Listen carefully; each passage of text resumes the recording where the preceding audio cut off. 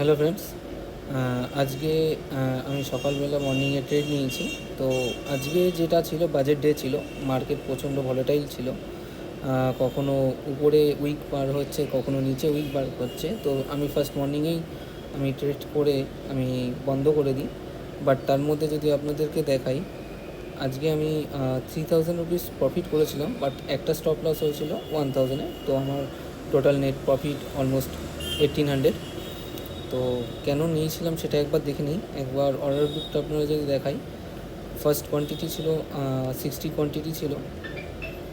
368 কিনে আমি 400-এ ওটাকে সেল করি, বাট এটা অলমোস্ট 450 অবধি যায়।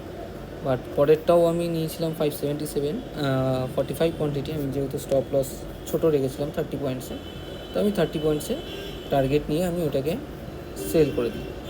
এবং পরে যেটা আমার সবথেকে বড় জিনিস হয় সেটা হচ্ছে সেমভাবেই আমি 435-এর কলে আমি এন্ট্রি নিই, যেখানে উচিত আমার ছিল না। আমি অ্যাকচুয়ালি ফোমোতে নেওয়া হয়ে গেছিলো। তো সেখানে আমার স্টপ লস একটা 35 পয়েন্টসে স্টপ লস আমার হিট করে। দ্যাটস ওয়াই আমার 1800-এ আজকে প্রফিট হয়। যদি দেখেন, market already gap up open হয়েছিল, বাট গ্যাপ আপ ওপেন হওয়া সত্ত্বেও মার্কেটে একটা বড় ফল আসে অলমোস্ট 5 মিনিটসে। দেখুন, বা আপনি যদি দেখেন যে অলমোস্ট 50% ব্রেক করে এবং প্রিভিয়াস ডে যে একটা রেঞ্জ ছিল মার্কেটে, সেই রেঞ্জটাকেও ব্রেক করে দেয়। আমি ঠিক এই মুমেন্টেই আমার এন্ট্রিটা নিই এবং দুটো এন্ট্রিতেই আমার প্রফিটে আসে। এইখানে অবধি আমি প্রফিট নিই। যদি আমি ফার্স্ট এন্ট্রিটাই হোল্ড করতাম, তখন আমার অনেকটাই একেবারে প্রফিট হয়ে যেত।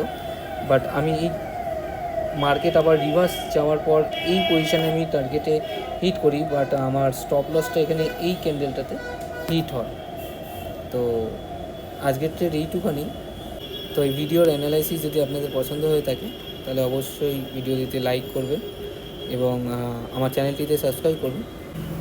যদি আপনার ট্রেডিং সম্বন্ধে আরও কিছু শিখতে হয়, তাহলে অবশ্যই মেসেজে লিখুন। আমি আপনাদের জন্য অবশ্যই ভিডিও বানিয়ে আপনাদেরকে শেখাবো। ধন্যবাদ।